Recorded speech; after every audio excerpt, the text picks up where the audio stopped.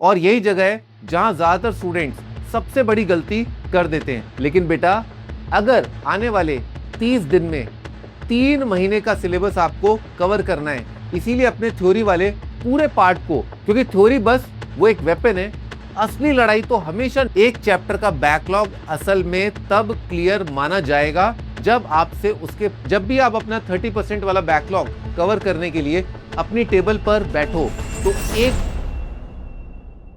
क्या आप भी सुबह उठते ही सबसे पहले अपनी टेबल पर रखी हुई उन मोटी मोटी किताबों को देख करके डर जाते हो, पैनिक करने लगते हो? पिछले 3 महीने कब और कैसे निकल गए कुछ पता ही नहीं चला, और अब दिमाग में बस एक ही टेंशन घूम रही है कि क्या मैं आने वाले 30 डेज में अपना ये 3 महीने का बचा हुआ सिलेबस पूरा कर पाऊंगा या नहीं।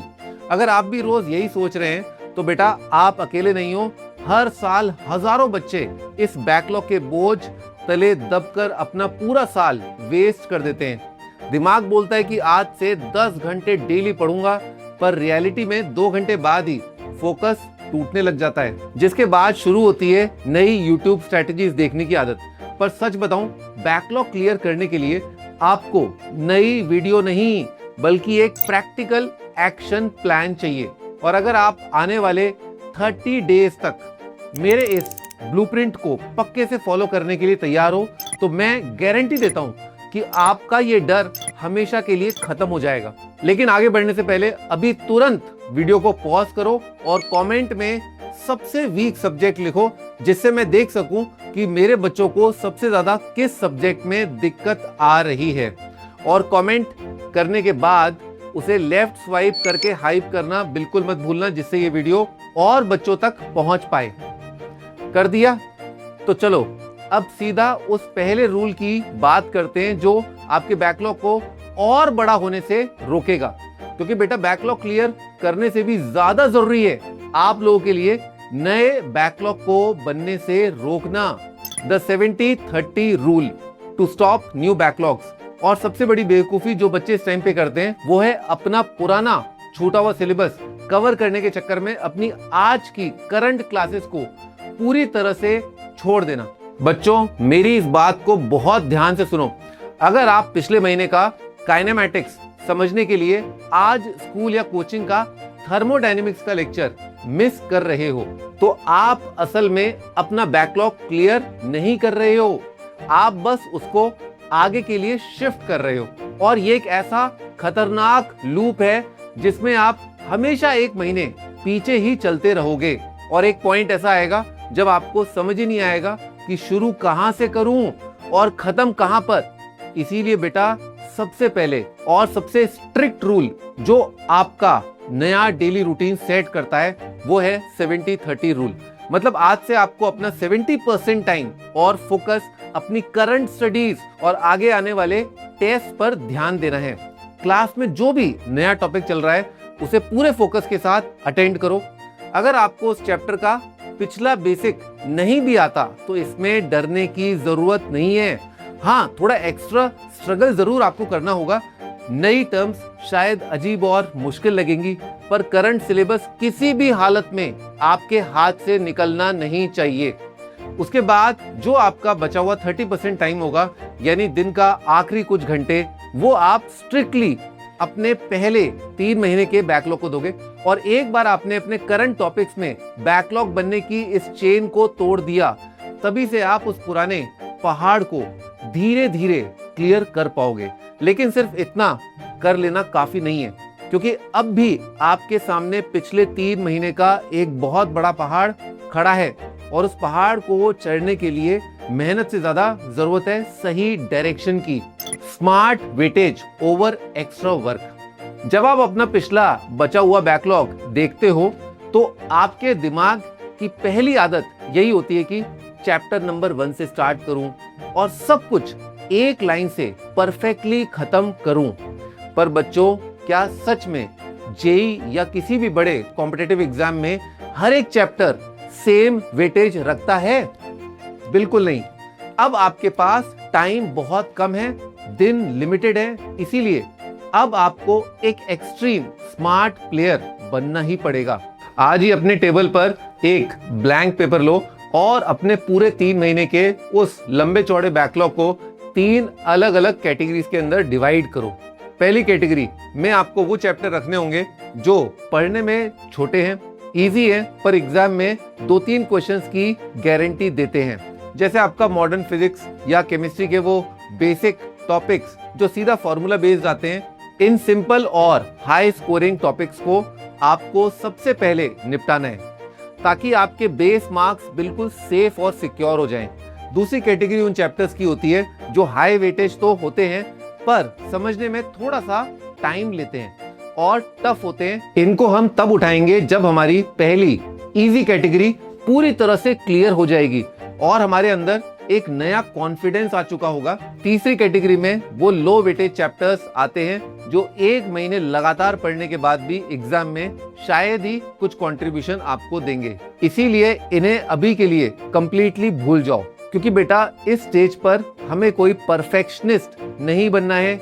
हमें सबसे पहले अपने स्कोर और पासिंग मार्क्स को सिक्योर करना है ताकि कम से कम मॉक टेस्ट के अंदर एक डिसेंट स्कोर आना स्टार्ट हो जाए। और अब जब आपने डिसाइड कर लिया है कि कौन से चैप्टर्स पहले स्टार्ट करोगे, तो अगला सवाल आता है कि उन चैप्टर्स को कवर कैसे किया जाएगा।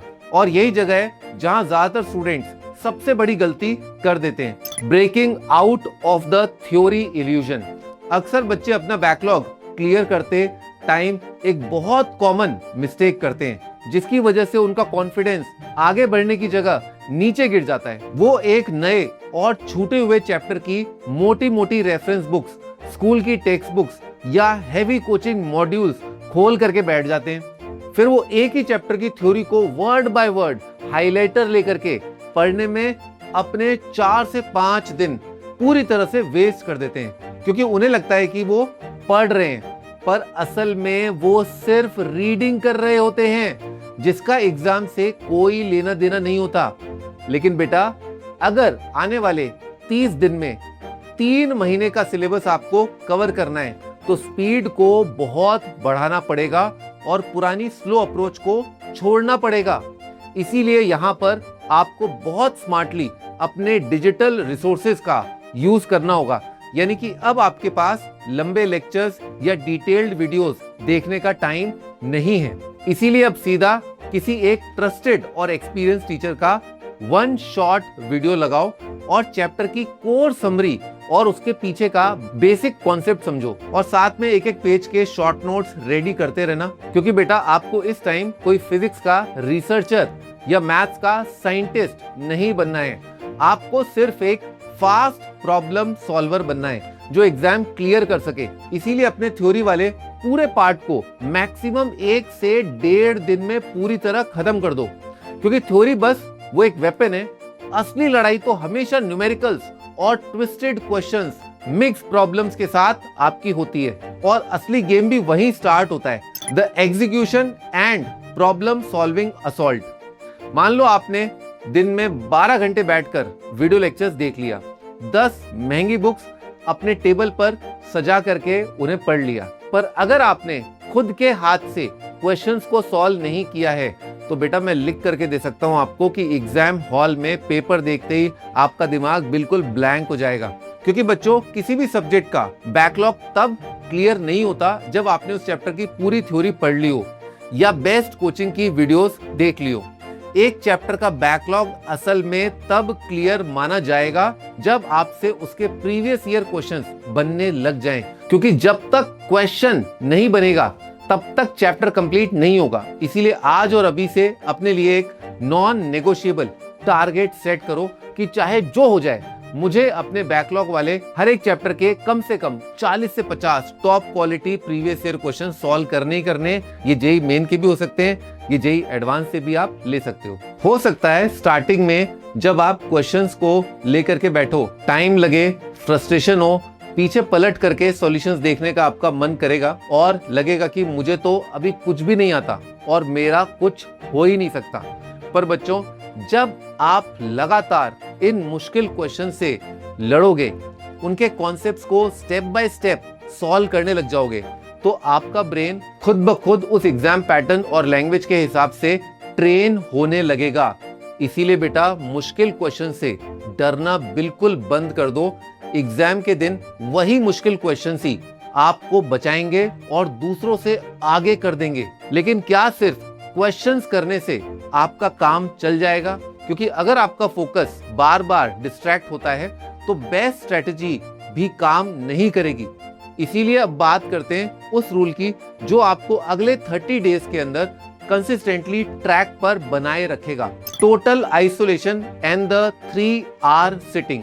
इन अगले 30 दिन तक अगर सच में आपको ये टास्क कंप्लीट करना है और खुद को प्रूव करना है तो आपको अपने आसपास का स्टडी एनवायरनमेंट पूरी तरह से बदलना पड़ेगा। आपके टेबल के आसपास का वो डिजिटल डिस्ट्रैक्शन, दोस्तों के साथ देर रात तक चलने वाली चैटिंग और इंस्टाग्राम की रील्स को लगातार स्क्रॉल करने वाली आदत, इन सबको अगले 1 महीने के लिए छोड़ना पड़ेगा। जब भी आप अपना 30% वाला बैकलॉग कवर करने के लिए अपनी टेबल पर बैठो तो एक बहुत ही सिंपल सा स्टेप फॉलो करो जिसे मैं द 3 आवर सिटिंग रूल कहता हूं। इस रूल में आपको अपनी टेबल पर पूरे 3 घंटे का टाइमर सेट करना है और अपनी चेयर पर स्ट्रेट बैठ जाना है।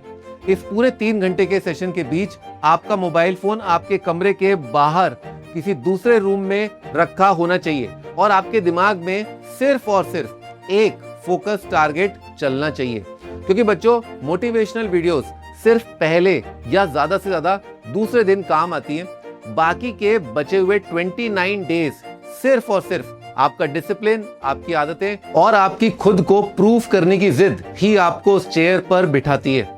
और एक एवरेज स्टूडेंट और एक टॉप रैंकर में यही एक सबसे बड़ा डिफरेंस होता है जो आपको कोई नहीं बताता है। इसीलिए बिना किसी बहाने के अपने एनवायरनमेंट को ऐसा सॉलिड बनाओ जहां आपके पास पढ़ाई और सक्सेस के अलावा और कोई दूसरा ऑप्शन हो ही नहीं। क्योंकि बच्चों, बैकलॉग कोई परमानेंट प्रॉब्लम तो है नहीं, ये सिर्फ कुछ गलत डिसीजंस और डिलेड एक्शंस का आउटकम होता है। अगर आप आज से अगले 30 दिन तक इस ब्लूप्रिंट को ऑनेस्टली फॉलो करते हो तो न सिर्फ आप अपना पिछला सिलेबस कवर कर लोगे, बल्कि पढ़ाई को लेकर जो डर और गिल्ट आपके दिमाग में है वो भी धीरे धीरे आपका खत्म हो जाएगा।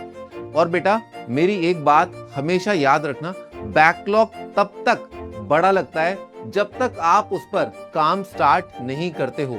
इसीलिए वीडियो खत्म होते ही प्लानिंग मत करना, अपनी पहली स्टडी सेशन स्टार्ट करना, क्योंकि आपका कमबैक कल से नहीं बल्कि आज से ही स्टार्ट होता है। और अगर आपको ये वीडियो हेल्पफुल लगी तो लाइक जरूर करना और अपने दोस्तों के साथ शेयर जरूर करना। साथ ही चैनल को सब्सक्राइब करना बिल्कुल मत भूलना। मिलते हैं नेक्स्ट वीडियो में।